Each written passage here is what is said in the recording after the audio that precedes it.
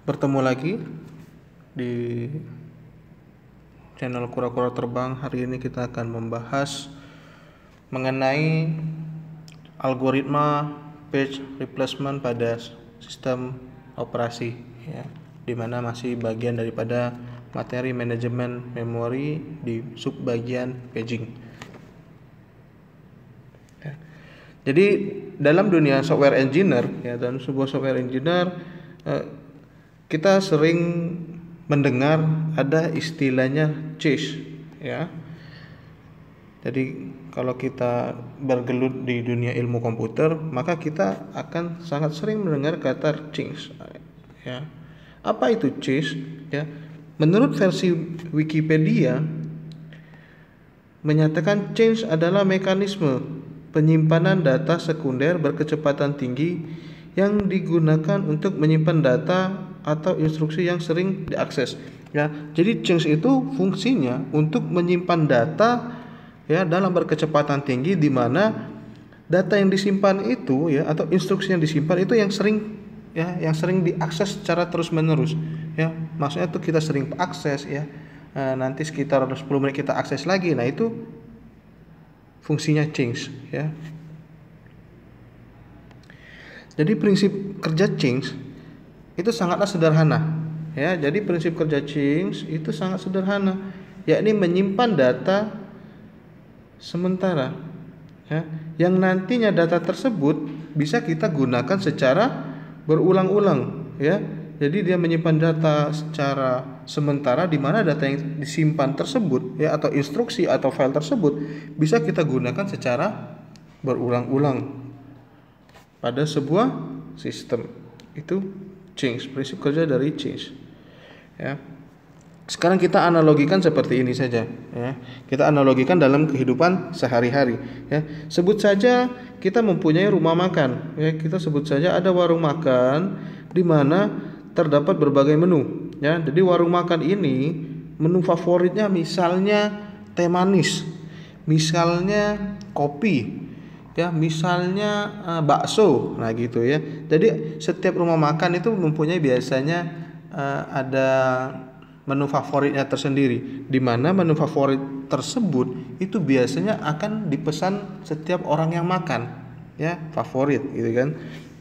Dalam kasus ini kita contohkan es teh manis, ya, di mana biasanya es teh manis itu merupakan salah satu menu favorit, ya, di warung makan, ya. Jadi teh manis, ya, minum es manis. Teh manis yang dicampur dengan es batu, ya, ya, itu es teh manis. Es teh manis adalah menu paling favorit di warung makan tersebut, ya. Saat pembeli bingung mau memilih minuman apa, ya, yang dipesan pasti es manis, ya. Jadi ketika kita mau pesan menu, kita nggak mau repot, akhirnya apa? Es teh manis, kan gitu, ya. Jadi untuk membuat segelas es teh manis, ya, jadi kalau kita normalnya itu membuat es teh manis kita memerlukan 4 bahan, ya. Yang pertama ada air putih, yang kedua ya tehnya, yang ketiga ada gula dan es. Jadi ada 4 macam.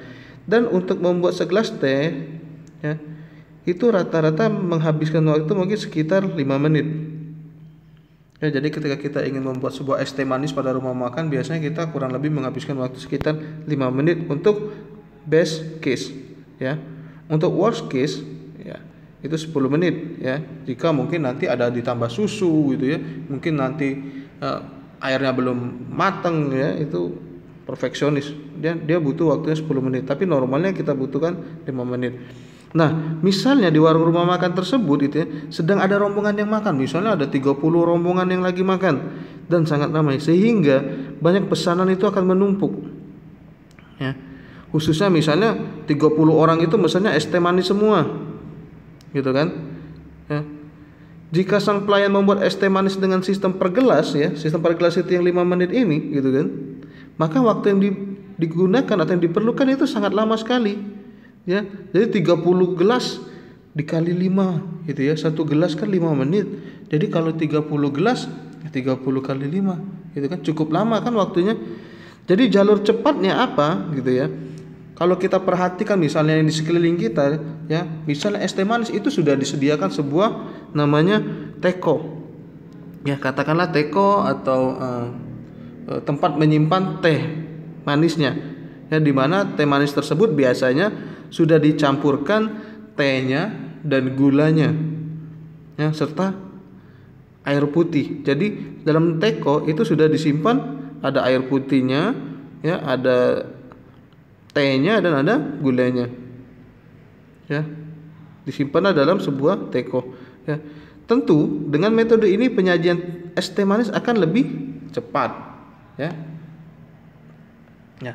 Jadi untuk membuat teh itu ya. Jadi untuk membuat teh langsung itu satu teko ya. Jadi kalau kita membuat teko tadi dalam ukuran yang sangat besar mungkin kira-kira kita butuh waktunya 10 menit. Tapi nanti es teh manisnya dalam teko itu penuh. Gitu kan? Namun untuk menuangkannya ke dalam gelas gitu ya, ketika ada 30 pelanggan itu hanya membutuhkan 1 menit saja. Ya, jadi membuatnya itu butuh waktu sekitar 10 menit, tapi ketika kita membutuhkan itu sekitar waktu yang kita butuhkan 1 menit per gelasnya, gitu ya. Jadi satu teko sebut saja ada 6 gelas, jadi total untuk melayani 6 gelas itu sekitar 16 menit. Ya, jadi 1 menit 16 menit. Bandingkan jika disajikan secara satu persatu, ya, satu persatu kita buat tadi. Ya, es teh manis per gelasnya satunya butuh 5 menit ya, dikalikan 6 gitu ya, maka dibutuhkan waktu sekitar 30 menit. Ya, jadi kita bandingkan kalau 30 menit kita bandingkan 16 menit itu ada space waktu 14 menit kita bisa menghemat waktu. Gitu. Ya. Nah, dari analogi yang di atas tadi itu ya, bisa kita cocokkan ke dalam sebuah sistem dan change, ya. Jadi sistem bisa kita ibaratkan sebagai rumah makan. Jadi sistemnya gitu ya, itu rumah makan. Rumah makan. Ini sistem. Ya. Sementara pelanggan itu bisa kita analogikan itu sebagai user, ya, kita yang menggunakan sistem. Lalu teko gitu kan. Pada analogi tersebut itu dibuat oleh pelayan. Kita ibaratkan itu change-nya. Ya. Jadi tanpa kita sadari ketika kita menggunakan sistem itu akan banyak aplikasi yang kita buka. Gitu kan?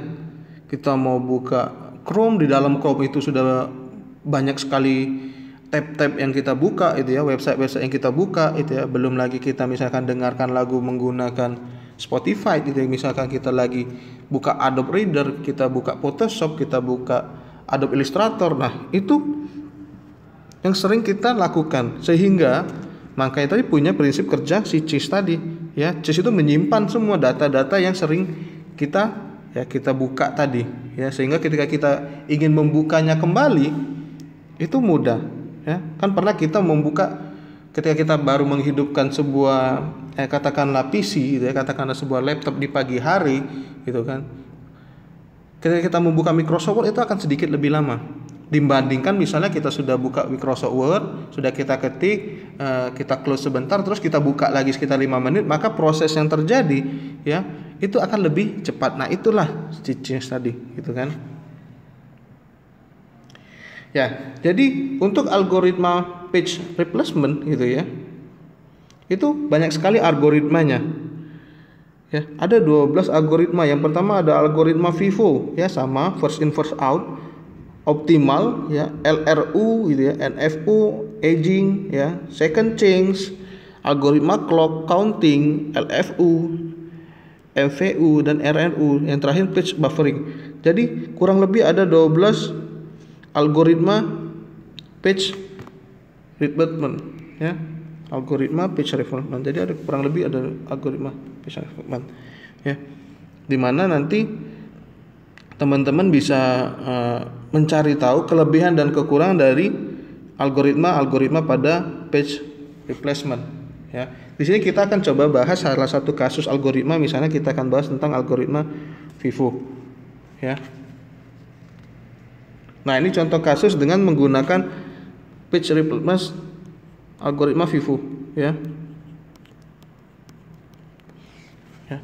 Di mana FIFO ini merupakan algoritma yang paling sederhana ya. Sama sebelumnya algoritma FIFO itu algoritma yang paling sederhana Ya, algoritma ini juga menyimpan semua jejak. Jadi semua jejak itu disimpan pada memori sesuai dengan antrian. Ya, kalau FIFO kan pertama kali dia masuk itu yang pertama kali akan dikeluarkan.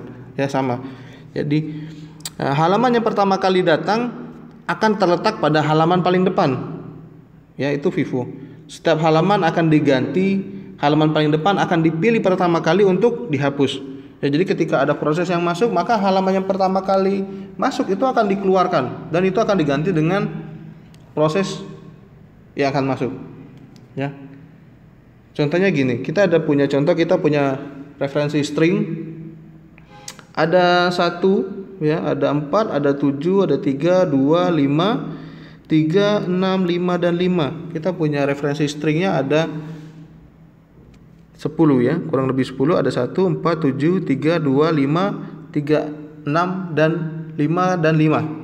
Ya. Dengan frame 3, ya. Frame atau slot pada memori, ya. Jadi katakanlah ada sebuah proses besar yang kita bahas sebelumnya, itu ada proses A. Misalkan saja ada proses A itu dibagi menjadi beberapa proses. Ya, ini tadi ada 1, 2, 3, 4, 5, 6, 7, 8, 9, 10. Ya, 10 dengan frame-nya 3. 1, 2, 3. Ya, frame 3. Ya, kita akan menghitung page fall-nya, ya, halaman fall. Ya, kemudian ada jumlah kemungkinan fall. Yang ketiga, persentasenya. Jadi ada berapa halaman yang fall, itu nanti ada kemungkinannya berapa dan persentasenya ada berapa, ya. Jadi kita akan coba menghitung hal tersebut gitu. Misalkan ini ada tabelnya dengan 3 frame, ya, dengan 10 string tadi dengan angka yang berbeda-beda. Misalnya saya masukkan dulu di sini ada 1, ada 4, 7, 3, 2, ya, ada 5, 1, 4, 7, 3, 2, 5, ada 3, ada 6, ada 5, 5 gitu ya. Oh, ini berlebih, kita hapus saja, ya. Misalnya kita ada stringnya 10, ya, kita akan hitung page fall, ya, kemungkinan page fall dan persentase pada page fall-nya, ya. Pada algoritma FIFO kita ingat, ya, first in first out. Jadi yang pertama kali itu masuk maka dia diletakkan di paling depan, dan ketika ada proses lain yang masuk maka proses yang pertama kali akan keluar akan di swap atau digantikan dengan proses baru. Ya, kita lihat di sini, ya. Kita punya string yang pertama itu ada 1, ya, maka kita tempatkan di ada frame 1 gitu, ya. Frame 1 itu maka kita masukkan 1, ya, tidak ada proses yang masuk lagi, berarti ini dikatakan fall. Ya, dikatakan fall karena sistem tidak melakukan pergantian data. Ya. Kemudian masuk proses dengan string 4, ya. Karena kita mempunyai 3 frame maka 4 masuk di frame 2. Masuk 7, ya, masuk di frame 3. Ya, ini fall yang kedua, ini fall yang ketiga. Ya, tidak ada pergantian datanya. Ya, belum ada pergantian datanya. Kemudian pada keempat gitu, ya, itu masuk data dengan angka 3. Ya, di mana angka 3 ini tidak dipunyai pada frame-frame sebelumnya. Frame sebelumnya punya angka 1, 4 dan 7. Ya, maka ketika 3 masuk kita akan cek dari 1, 4 dan 7 data mana yang pertama kali masuk, gitu kan. Jadi data yang pertama kali masuk itu adalah data 1, sehingga 1 akan digantikan dengan angka 3. Jadi di sini akan ada 3, 4 dan 7, ya. Ini fall karena ada pergantian data. Kemudian kita lihat lagi, masuk lagi 2. Kita lihat di frame sebelumnya tidak ada angka 2, yang ada angka 3, 4 dan 7. Maka kita lihat kembali, 3 baru masuk, ya. Yang lama itu angka 4 dan 7. Sekarang kita lihat dari 4 dan 7 itu yang pertama kali masuk yang mana? Ya, angka 4. Sehingga 4 akan digantikan dengan 2. ya, 3 tetap dan 7 tetap. Ini juga fault, ya, ada pergantian datanya. Kemudian masuk 5, ya. 5 kita lihat ya, di sini 7 yang paling lama karena 3 masuknya di sini, 2 masuk di sini. Jadi 7 akan digantikan dengan 5, 2 tetap dan 3. Ini juga fault, ya. Kemudian data yang masuk berikutnya itu angkanya 3. Kalau kita lihat frame sebelumnya gitu ya, angka 3 sudah ada di frame nomor 1. Sehingga tidak terjadi fault, ya. Kenapa? Karena tidak ada pergantian data, sehingga kita tinggal memasukkannya kembali 3, 2 dan 5, ya, tidak terjadi fault, ya. Terus angka yang masuk berikutnya ada angka 6. Kita cek dari frame yang ada angka 3, 2 dan 5. Kita ingin memasukkan angka 6 karena tidak ada, maka akan terjadi fault, ya. Sehingga data tersebut akan ada yang berubah. Kita cek kembali, ya. Dari angka 3, 2 dan 5, angka mana yang pertama kali masuk, ya. Jadi yang pertama kali masuk ialah angka 3. Dia masuknya di sini, ya. 2 masuknya di sini, 5 masuknya di sini. Jadi 3 kita gantikan dengan 6, ya. Kemudian 2 dan 5, fault, ya. Data berikutnya ada 5. Jadi tidak ada pergantian fault, sama yang terakhir 5, ya. Jadi inilah yang bisa disebut dengan timeline chart, ya. Jadi ini yang disebut timeline chart, ya. Sehingga kita akan bisa hitung page fault-nya ada berapa. Sekarang kita akan hitung page fault-nya, ya. Ada 1, 2, 3, 4, 5, 6, 7, ya. Ini enggak fault, 7. Jadi ada 7 page fault, ya. Page fault-nya ada 7, ya. Kemungkinan page fault itu ada berapa? Jadi menghitungnya banyaknya page fault dibagi dengan banyaknya data atau stringnya. Jadi 7, ya. Karena kita mempunyai 10, maka dibagi dengan 10, hasilnya 0,7, ya. Ini hasilnya, kemungkinannya. Sekarang persentasenya kita tinggal hanya mengalihkan saja, ya. 7/10 kali 100%, hasilnya 70%, ya. Inilah rata-rata yang didapatkan dari page fault pada algoritma FIFO, ya. Jadi first in first out, ya. Dengan page fault-nya ada 7, kemungkinan page fault-nya 0,70, persentasenya 70%, ya, gitu. Jadi untuk penjelasan dari materi algoritma page replacement-nya, ya, dengan contoh kasus algoritma FIFO, sampai di sini, ya. Terima kasih.